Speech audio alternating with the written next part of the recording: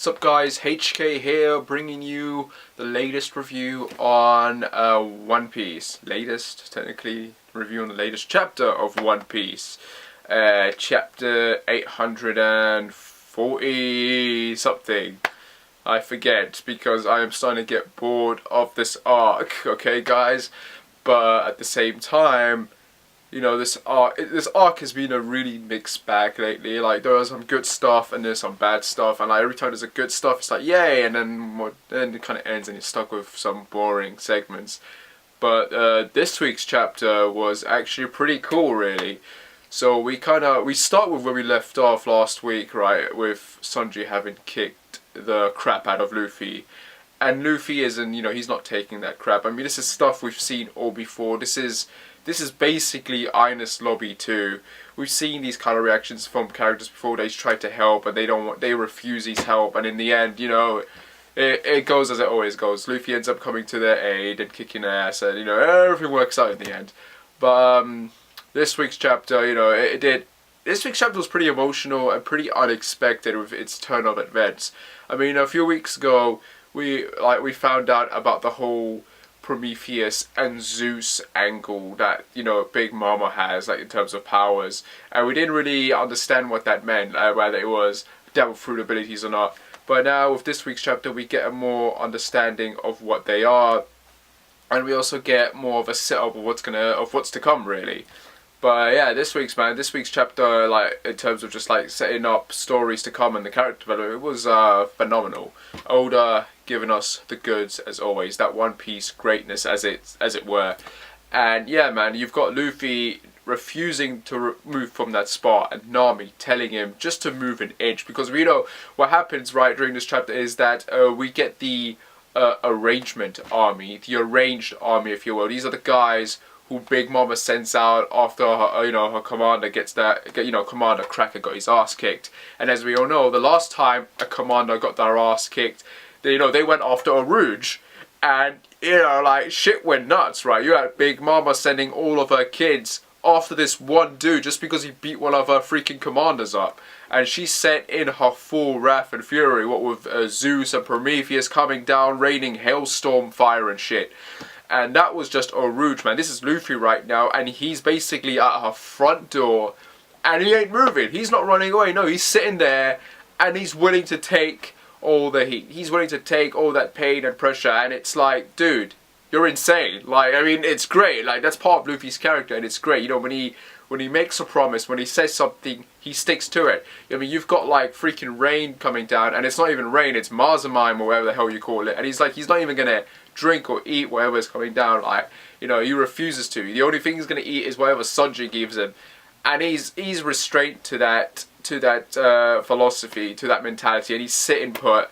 And Nami is shitting herself right now, and we got this army, like this massive army, just coming down on them, and it's insane. At the same time, you've got Big Mama having her dinner or whatever with Judge Vinesmoke and the Vinesmoke family. And, you know, they're sitting there toasting and shit, like, for the future of the, you know, daughter and son, whatever, their children, and how they're going to be happily married and all that crap. And it's like, she doesn't give a shit. I mean, she's not even there, like, to see what the hell's going on. No, she's sitting there having dinner while all of this is happening. It's like, dude, what's going on, man? Like, you're just sitting here chilling. Like, you're not going to go there and avenge your falling. No, you're just letting the kids do all the work. And, like, dude, she's got some insane children. We get introduced to one of her little girls, man, and she wants knives. Like, she wants to use knives, and you've got her brothers and stuff calling her psychotic and how they want to kill her. Like, that's how, you know, demented Big Mom's kids are. And it makes you wonder, like, is this the same with Pudding? Because this chapter does end with Sanji and Pudding together, and there's a weird vibe going on between the two of them. You got Sanji, you know, throwing, you know, his heart and soul out, explaining how his life has pretty much been hell, and that, you know, he sees Zeph as his real dad, and how his family are a bunch of arseholes. And Pudding, you know, she's all like, yeah, you know, my mom's like this, I'm down, like, you know, she's terrible for doing what she's doing, including putting wrist bombs on you and shit, and she's all huggy-doving Sanji and everything. And she's kind of apologizing at the same time how she wasn't there to help Luffy in that when she said she was going to meet them. And, you know, it all just seems kind of suspicious at this point. I mean, she's saying a lot of things and it doesn't really add up now. Like, because, like, it feels kind of two-faced at this point. And if you've been paying attention to what's been going on so far in terms of her character, a lot of the things she said she would do have had an opposite effect. The whole kind of, I'm going to meet you on this island, and she didn't, and they ended up going through the seducing woods while she was busy buying a bloody dress of all things. And like how she said how she told the Straw Hat crew that she had met Sanji, and now it feels like, no, not really, because this kind of feels like the first time they're kind of talking or meeting to each other. So I don't know, man, things seem a bit suspicious at this point relating to Pudding's character. I don't want to, you know, think for a second that she's bad because she's been so sweet and nice. But when you look at all the other kids and their freaking behavior, it starts to make you wonder. And then there's the simple fact that she's covering up her third eye. What is with that third eye, guys? And I've got a few theories regarding that. Okay, because in stories like this, when a person has a third eye, you know, it's two or three things. It's either a deformality, or it's got some sort of power which gives you great advantages, or the third one, in this case related to part 2 anyway, the power being hypnotism. So I'm wondering if this is some sort of hypnotism going on, because Sanji, at the end of this chapter, once he's poured his heart and soul out, he pretty much accepts that his adventure has come to an end and that he's actually willing to marry Pudding. And it's like, ooh, what? You don't even know this girl that well, and you're willing to marry her. And you know, he's not going batshit crazy. He's acting like a proper gentleman. And it just feels very weird for Sanji to do that. It feels like an end. It's almost like death flags being called. It almost feels like his character isn't gonna like stay put in terms of, oh, my adventure is gonna end. It almost feels like he literally wants his life to end. And I don't know, man. It feels very flimsy what's going on here with what Oda's doing. So either Sanji is, you know, playing the long con, or something's happened to him that's making him change his mind. Because yeah, we have no idea what's going on right now between these two. Pudding's either playing, you know, is a very good actor, or she is very sincere in honesty. But, you know, with the way we're presented with Big Mama's other kids, it just doesn't feel right.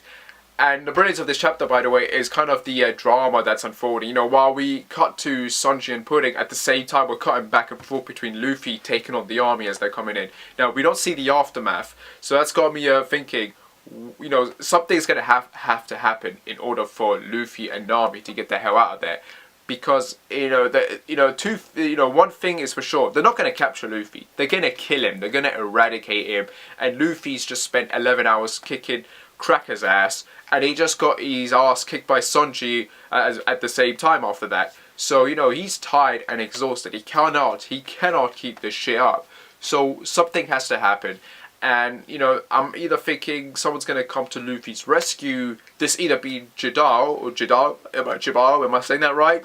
Or someone else coming to his aid, or Nami is going to pull like her ass out of the gutter and start kicking ass in terms of her using the Vivid card to control the homies. Because we find out in this chapter that Prometheus and Zeus aren't a devil fruit ability or anything. No, they are homies. They are two clouds, a cloud of flame and just a normal cloud of thunder, basically.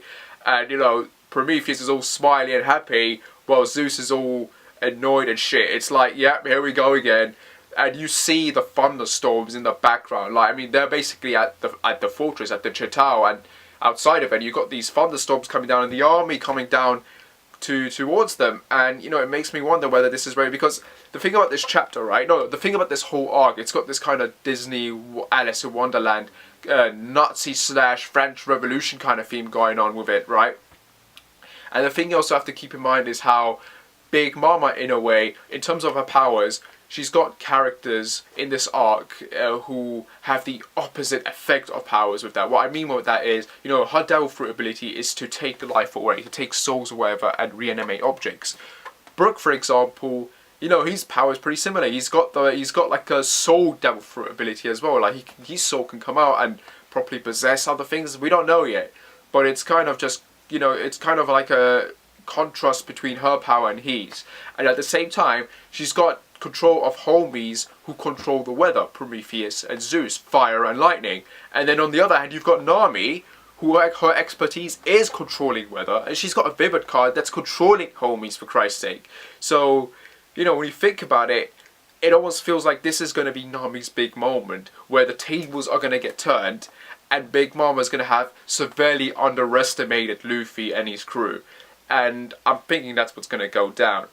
But yeah, it makes me wonder how this entire arc is just going to go on with, because like they pretty much confirmed that the wedding is going to be tomorrow. So this is all taking place over the course of the night right now. And once this night's over, the next morning it's going to be the wedding. And I'm just curious how long this arc's going to last for, because it feels like we're almost reaching the end. Like, this is the end of the first part of this arc, and we're going to go into the second act.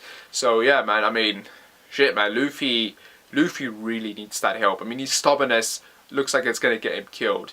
But if, you know, with that Vivid card, Nami might stand a chance. And then there's the whole thing with Pudding and Sanji. I mean, what's up with that? What's going on with that? Is she controlling him? Is she playing him? Or is he playing her? Or is there more going on? I, for one, wouldn't mind if Sanji gets married and then him and Pudding end up becoming part of the Straw Hat crew. It would be nice to actually have a couple that's actually been a couple, and not a bunch of hints that we keep getting, like with Robin and Frankie, because that's just like, ugh. But yeah, man, I'm wondering what you guys think, so, you know, let me know, and yeah, like and subscribe as usual, and I shall see you when I shall see you. Tell me your thoughts down below in comments and shit, and yeah, take care, guys.